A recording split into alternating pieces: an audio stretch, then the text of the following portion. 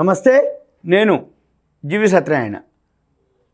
మన కామెంట్స్లో కొద్దిమంది అడగడం జరిగింది. ఏమని అంటే, ఇప్పుడున్న పరిస్థితుల్లో ఇన్వెస్ట్మెంట్స్ చేయొచ్చా లేదా అనే టాపిక్. అయితే ఇప్పుడున్న పరిస్థితుల్లో మనం ప్రజెంట్ సిచ్యువేషన్ గురించి డిస్కస్ చేస్తే, ముందు రష్యా ఉక్రెయిన్ సమస్య ఏదైతే ఉందో అది ఆగాలి. వాళ్ళు ఏవైతే ఉందో ఒక దగ్గర కొలిక్కి రావాలి, అదొక రీజను. నెంబర్ 2, మన ఇండియా మార్కెట్స్ వచ్చి ఫైనాన్షియల్ ఇయర్ ఎండ్ మార్చి మంత్ కాబట్టి వాల్యూ ఉన్న స్టాక్స్ ఏవైతే ఉన్నాయో అవి అబ్జర్వ్ చేసి వాటిల్లో ఇన్వెస్ట్ చేయాలి.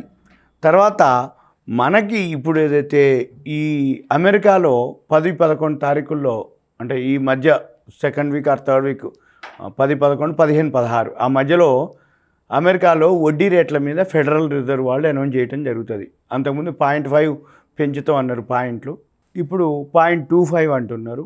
మరి ఆ మీటింగ్లో ఫెడరల్ రిజర్వ్ వాళ్ళు ఎలా అనౌన్స్ చేస్తారు, ఎంత పెంచుతారు, దాని మీద ఆధారపడి ఉంది.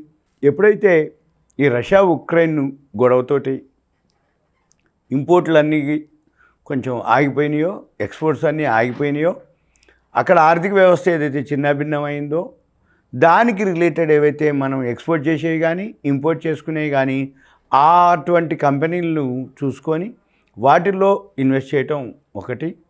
తర్వాత ఎప్పుడైతే ఈ foreign institutional investors, foreign portfolio investors వాళ్ళు ఇప్పుడు రష్యాలో ఏదైతే పెట్టుబడులు పెడతారో వాళ్ళు ఇప్పుడు పెట్టరు.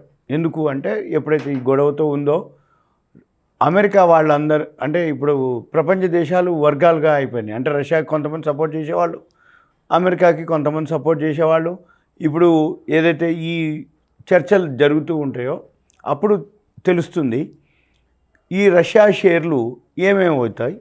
వాళ్ళు ఇన్వెస్ట్ చేసే ఉద్దేశం ఉండదు.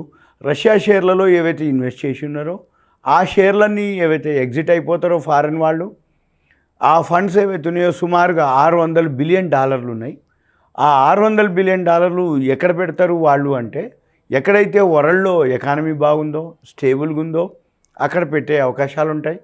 ఇప్పుడు మన ఇండియా ఎకానమీ ఏంటిదంటే, ఇప్పుడు మనం తటస్థంగా ఉన్నాం, అంటే అమెరికాకు ఫేవర్గా ఉన్నాం, రష్యాకి ఫేవర్గా ఉన్నాం. అట్లని ఇప్పుడు ఈ చర్చల్లో మేము నీకు సపోర్ట్ చేస్తాం, ఆయనకు సపోర్ట్ చేస్తామని అనట్లేదు. మనం తటస్థంగా ఉన్నాం అంటే ఏంది, మేము ఎవరికి ఏమి లేదు నాయన, మేము మామూలుగానే ఉంటామని అంటాం. అంటే ఏంది, అందరితోటి మేము ఫ్రెండ్లీగానే ఉంటాం అనేదే ఒక ఎక్స్ప్లెనేషను. అందువలన ఇప్పుడు రేపు రాబోయే రోజుల్లో ఈ ఇదంతా కొంచెం సమసిపోయినాక ఆ ఫండ్స్ ఏవైతే ఉన్నాయో మన దేశానికి వచ్చే అవకాశాలు ఉన్నాయి. అంటే ఫారిన్ ఇన్స్టిట్యూషనల్ ఇన్వెస్టర్సు, ఫారిన్ పోర్ట్ఫోలియో ఇన్వెస్టర్సు మన ఇండియాలోనే ఇన్వెస్ట్ చేసే ఉన్నాయి. అందుకని ఏమవుతుంది, వాళ్ళు అన్నిట్లో ఇన్వెస్ట్ చేయరు, ఏదైతే వాల్యూ ఉన్నాయో వాటిల్లోనే వాళ్ళు ఇన్వెస్ట్ చేయడం జరుగుతుంది.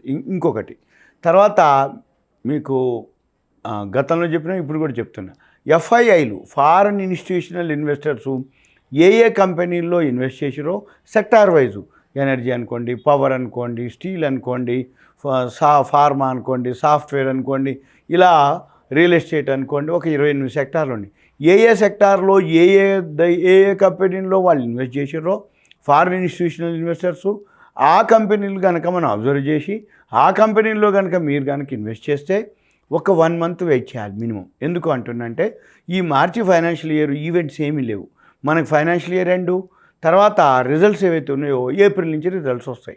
ఎప్పుడైతే ఏప్రిల్ నుంచి రిజల్ట్స్ వస్తాయో అప్పుడు మన మార్కెట్లు పెరిగే అవకాశాలు ఉన్నాయి ఒకటి. రెండోది, ఫైనాన్షియల్ ఇయర్ మధ్యలో ఉన్నాం, అంటే ఎండింగ్లో ఉన్నాం కాబట్టి మ్యూచువల్ ఫండ్స్ కానీ ఫారిన్ వాళ్ళు ఇన్వెస్ట్ రారు. కాబట్టి ఏప్రిల్ నుంచి న్యూ ఫైనాన్షియల్ ఇయర్ అప్పుడు మళ్ళీ ఇన్వెస్ట్మెంట్ వచ్చే అవకాశాలు ఉన్నాయి. ఇక తర్వాత కమోడిటీస్ రిలేటెడ్ ఏవైతే MCX, NCDX మీరు అబ్జర్వ్ చేయండి. ఆ MCX, NCDX ఏదైతే ఉన్నాయో వాటికి సంబంధించిన స్క్రిప్ట్స్ ఏవైతే ఉన్నాయో, అంటే కమోడిటీస్ ఉన్నాయో అవి మీరు అబ్జర్వ్ చేస్తే వాటిలో ఇన్వెస్ట్ చేయొచ్చు. ఇంకా వీటితో పాటుగా ఇప్పుడు మనము ఎవరైతే ఇన్వెస్ట్ చేస్తారో వాళ్ళు మాత్రం సుమారుగా 1.5 మంత్ మాత్రం వెయిట్ చేయాలి, అబ్జర్వ్ చేయాల్సిందే, హోల్డ్ చేయాల్సిందే. ఎందుకంటే మూమెంట్ లేదు, ఈవెంట్స్ ఉండవు. ఇప్పుడు రష్యా అమెరికా గొడవ ఉంది, ఎక్కడో ఒక దగ్గర దానికి బ్రేక్ పడుతుంది. ఆ బ్రేక్ పడ్డ తర్వాత మళ్ళీ మార్కెట్ బౌన్స్ బ్యాక్ అయ్యే అవకాశాలు ఉన్నాయి. అందుకని మీకు అదొకటి. రెండోది, ఇంకొకటి ఏంటిదంటే, ఏదైతే మనకిప్పుడు కొత్త అమెరికాలో ఏవైతే షేర్లు ట్రేడ్ అవుతాయో అంటే అమెరికా కంపెనీలు అమెజాన్, ఫ్లిప్కార్టు, ఏవైతే నెట్ఫ్లిక్సు ఇవన్నీ మన ఇండియాలో కూడా ట్రేడ్ అవ్వటానికి ఇప్పుడు మూడు మూడు గురువారం నుంచి మనకు అవకాశం ఇవ్వటం జరిగింది. అది ఏది వెబ్సైట్ అంటే మీరు చూసుకోండి, ఎన్ఎస్సి ifsc.com, NSEIFSC.com. అంటే యుఎస్ స్టాక్స్ ఏవైతే అమెరికా ఉన్నాయో అవి మనము ఇక్కడ కొనుక్కోవచ్చు. ఎందుకు చెప్తున్నానంటే ఎప్పుడైనా కానీ అమెరికా షేర్లు అమెరికా ఎక్స్చేంజ్లో ట్రేడ్ అవుతాయి, మనం కూడా కొనవచ్చు. ఎలా?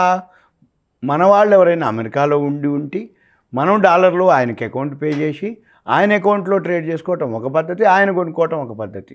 తర్వాత కరెన్సీ కూడా అలానే. ఇప్పుడు అలా కాకుండా మన ఎన్ఎస్సి ఎక్స్చేంజ్లోనే కరెన్సీ కూడా డాలర్, యూరో, పౌండ్, ఎన్లు ఉన్నాయి. అలానే అమెరికా షేర్లు ఏవైతే ఉన్నాయో అమెజాన్, ఫ్లిప్కార్ట్, నెట్ఫ్లిక్స్ ఏవైతే కంపెనీలు ఉన్నాయో అవి మనము ఎన్ఎస్సి వెబ్సైట్లో, ఎన్ఎస్సి ఎక్స్చేంజ్లో అంటే ఇండియన్ కరెన్సీ రూపంలో ఇండియన్ రూపీస్లో ట్రేడ్ చేయటం ఉత్తమం. ఎందుకు అంటున్నంటే మన ఎక్స్చేంజ్ మన గవర్నమెంట్ది, మన ఎక్స్చేంజ్ది మనది ఏదైతే ఉందో అక్కడ రేట్లను బట్టి ఇక్కడ ఉంటుంది. జనరల్గా వీళ్ళందరూ కూడా అమెరికాలో ట్రేడ్ ఏదైతే అమెరికా ఎక్స్చేంజ్లో మనం బై చేయాలన్నా సెల్ చేయాలన్నా అంటే డాలర్లు కొంచెం అకౌంటబిలిటీ అనమాట. అంటే ఇన్కమ్ ట్యాక్స్కి ఫారెన్ కరెన్సీ ఎక్కడి నుంచి వచ్చింది, ఎలా ఇచ్చినావు, ఏమి ఇచ్చినాయి అవన్నీ మెయిల్స్ వస్తాయి. అదే కనుక మీరు ఎన్ఎస్సి వెబ్సైట్లో ఎన్ఎస్సి ఐఎఫ్ఎస్సి ఇప్పుడు కొత్తది ఏదైతే ఉందో దీంట్లో కనుక మనం చేస్తే మీరు అటువంటి ఏముండదు, మామూలుగానే మన ఇండియన్ కరెన్సీలోనే ఇండియన్ ఎక్స్చేంజ్లోనే ఇండియన్ వాటితోటే ఇంకా రాబోయే రోజులు అది నిన్ననే 3వ తారీఖు ఓపెన్ చేయడం జరిగింది. ఇంకొన్ని రోజుల్లో మీకు నేను నెక్స్ట్ వీడియోలో ఏ కంపెనీలు ఎలా బై చేయాలి ఎలా అనేది మీకు అన్నీ నేను మళ్ళీ ఎక్స్ప్లెయిన్ చేయడానికి వీలవుతుంది, చేస్తాను.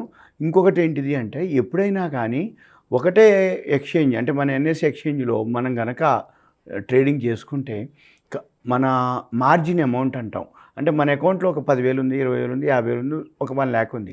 దాంతోపాటే ఈక్విటీ చేసుకోవచ్చు, ఆప్షన్ చేసుకోవచ్చు, కమోడిటీస్ చేసుకోవచ్చు, కరెన్సీ చేసుకోవచ్చు.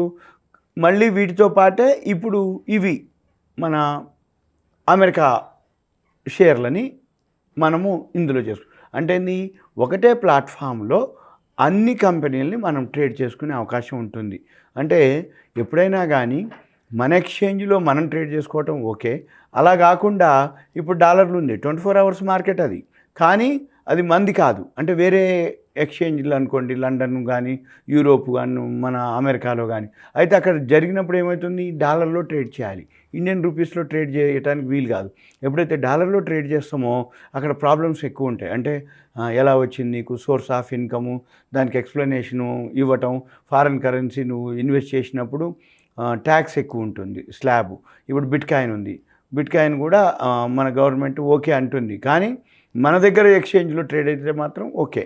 కాకపోతే ఇంకా దానికి 30% 2 విధాలుగా వేస్తామని అంటారు. కాబట్టి అవి వాలటాలిటీ ఎక్కువ ఉంటుంది, మనం ఇవి కూడా గమనించాలి. ఇవి కూడా వాలటాలిటీ ఎక్కువ ఉంటుంది. ఈ షేర్లు కూడా అమెజాన్, ఫ్లిప్కార్ట్ ఒక రోజులోనే బాగా పైకి పోతాయి, ఒక రోజులోనే బాగా కిందికి పోతాయి. అదంతా రాబోయే రోజుల్లో నేను మళ్ళీ మీకు ఎక్స్ప్లెయిన్ చేస్తా. ఇంకా మీకు ఏదైనా అనిపిస్తే నాకు సూచన చేయొచ్చు. సుమన్ టీవీ ప్రేక్షకులు ధన్యవాదాలు. Thank you. సెలవు. నేను ఇంకొక వీడియోతో మీ ముందుకు వస్తాను.